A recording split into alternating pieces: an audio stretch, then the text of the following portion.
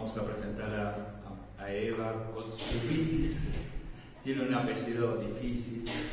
Ella es militante principalmente, pero también es ingeniera, es de la Cátedra Libre de Ingeniería Comunitaria. Ahí está, muy bien. Y también milita en UP y en un montón en el Foro Hídrico de Lomas, en un montón de ámbitos. Así que bueno, nada, un gusto. Gracias. No, muchísimas gracias, Mariano, y a todas las compañeras y compañeros por esta invitación. Y bueno, buenas tardes ya a todas, todos y todes. Bueno, yo quería compartir con ustedes nuestra experiencia acá en la ciudad de Buenos Aires, nuestra experiencia desde la Cátedra de Ingeniería Comunitaria, que es una cátedra reconocida luego de muchos años de lucha en la Facultad de Ingeniería de la UBA, nuestro trabajo como movimientos sociales aquí en la ciudad de Buenos Aires, esta ciudad que es el distrito más rico de nuestro país. Esta ciudad que en la última década ha ido consolidando de manera brutal la desigualdad, una desigualdad estructurada entre el norte y el sur. Acá en este distrito más rico, desde la década del 50, que la población total se mantiene prácticamente constante, desde la década del 50 somos aproximadamente los porteños 3 millones de habitantes, y sin embargo, cuando nosotros revisamos qué es lo que sucede con la población en los barrios populares de la ciudad, podemos ver cómo en el año 2001 en los barrios populares de la ciudad había aproximadamente 100.000 habitantes y en el año 2015, según cifras oficiales, ese número ascendía a 300.000 y actualmente estimamos que los habitantes en los barrios populares alcanzan 400.000 habitantes. Es decir, el 15% de los habitantes de la ciudad habitan los barrios populares, no acceden a los servicios básicos, al servicio de agua, al servicio de saneamiento. En el sur de la ciudad, en la comuna 4 y 8, se encuentran la mayor cantidad de asentamientos, villas, barrios informales, o como lo llamamos nosotros los movimientos sociales, barrios populares. El no acceder al agua, el no acceder al saneamiento, el estar invisibilizados en estos barrios tiene consecuencias claras. Si nosotros vemos los datos de mortalidad infantil, en la comuna 4 y 8 la mortalidad infantil duplica o más a la mortalidad infantil en el norte. Si nosotros miramos datos tan sencillos como la esperanza de vida en la comuna 4 y 8 es entre 8 y 10 años menos que la esperanza de vida en las comunas del norte. Cuando nosotros miramos la información oficial, vemos que la ciudad de Buenos Aires, el distrito más rico, tiene la tercera tasa de tuberculosis nacional. Y cuando empezamos a ver por comunas qué pasa con la tasa de tuberculosis, la mayor cantidad de casos de tuberculosis están en el sur de la ciudad, en la comuna 4, 8, 7 y 9. En fin, si nosotros seguimos revisando algunos de los indicadores que dan cuenta de esta profunda desigualdad que ha ido consolidándose, vamos a ver qué sucede, por ejemplo, en relación al espacio público. La ciudad de Buenos Aires es una ciudad que presenta aproximadamente 6 metros cuadrados de superficie verde por habitante, cuando la Organización Mundial de la Salud recomienda 15. Es decir, desde el punto de vista de las superficies verdes públicas, la ciudad de Buenos Aires tiene una gran deuda pendiente. Ahora, cuando vamos a los barrios populares, encontramos barrios populares que directamente no cuentan con superficies verdes absorbentes, o que las superficies verdes absorbentes alcanzan el 0,1, 0,2, es decir, 100 veces menos lo que la OMS recomienda. La OMS, perdón.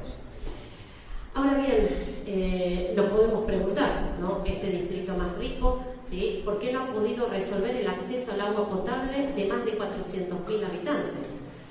Nosotros acá en la ciudad contamos con una empresa que se denomina AISA, que es la empresa que se ocupa de prestar el servicio de agua y cloaca a todos los que viven en su área de prestación.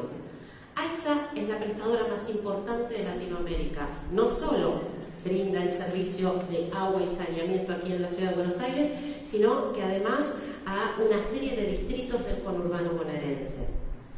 ¿Cuál es la explicación por la cual esta empresa prestadora, que tiene además en poder del Estado Nacional el 90% de su paquete accionario, no le brinda los servicios básicos de agua y saneamiento a los barrios populares? La explicación que esta empresa prestadora nos da es que no puede prestar el servicio cuando los pasillos tienen menos de 4 metros de ancho. Y ahí, ¿cuántas veces le hemos preguntado qué pasaría con la ciudad de Roma, algunos barrios de la ciudad de Roma, Barcelona y tantas otras ciudades de Europa no tendrían servicio? Es decir, la decisión política, ¿sí?, de no resolver el problema del acceso a los servicios básicos ha sido lo que ha primado, ¿sí?, en estas últimas décadas. Sin embargo, esta empresa prestadora se ha endeudado por más de 500 millones de dólares para construir una mega obra que es el famoso colector margen izquierda. Es decir, vamos a resolver el problema del saneamiento en la cuenca Matanza-Riachuelo construyendo un entubado paralelo al riachuelo.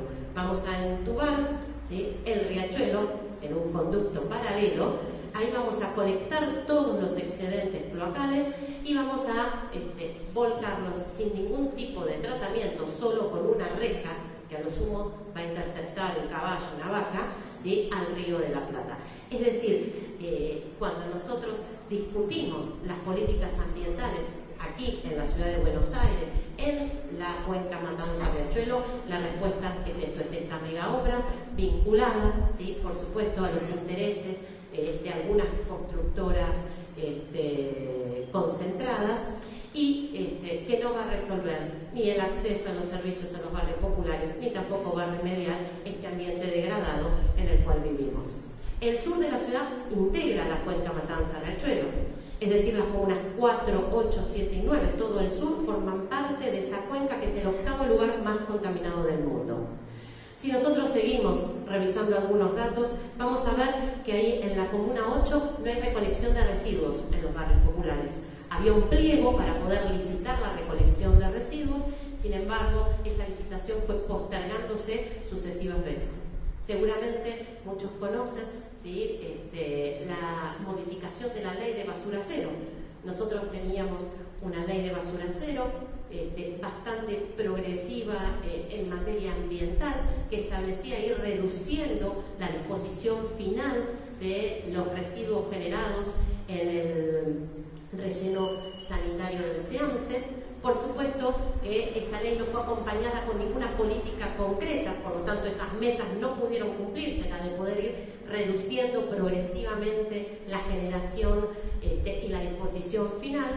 Y el gobierno de la ciudad, en lugar de poder diseñar dispositivos potentes para poder cumplir con la ley de basura cero, lo que nos propuso fue incinerar.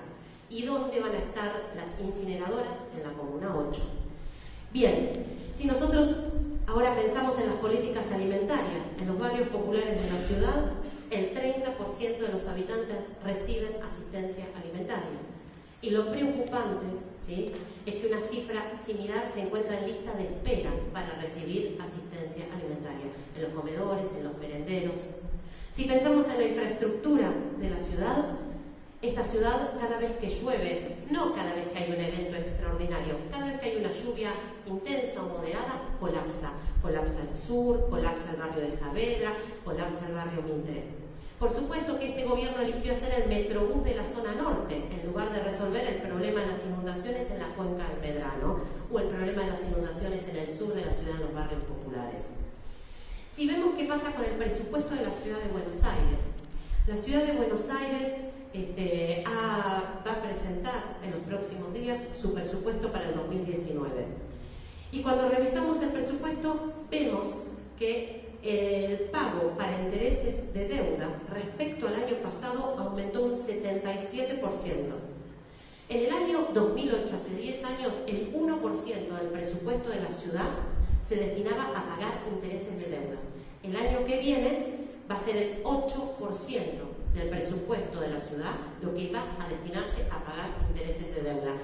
El pago de intereses de deuda es el 9º ministerio porteño. Es decir, si ordenamos los ministerios, ¿sí? Respecto a los presupuestos que reciben, el 9º ministerio corresponde al pago de intereses de deuda. Y los últimos 5 ministerios juntos no alcanzan lo que vamos a destinar para el pago de deuda en el 2019. Ahora, para ya poder terminar, porque me queda un minuto, yo quería hablar respecto a cuáles, a las resistencias, que es lo que hemos podido durante todos estos años ir alcanzando. A ver, en los barrios populares, los movimientos villeros llevan décadas peleando por su derecho a vivir en la ciudad. Los barrios populares tienen, muchos de ellos, 70 años de historia como barrios porteños, y desde entonces los movimientos villeros se han organizado y han logrado modificar ese paradigma, el de la erradicación por la radicación.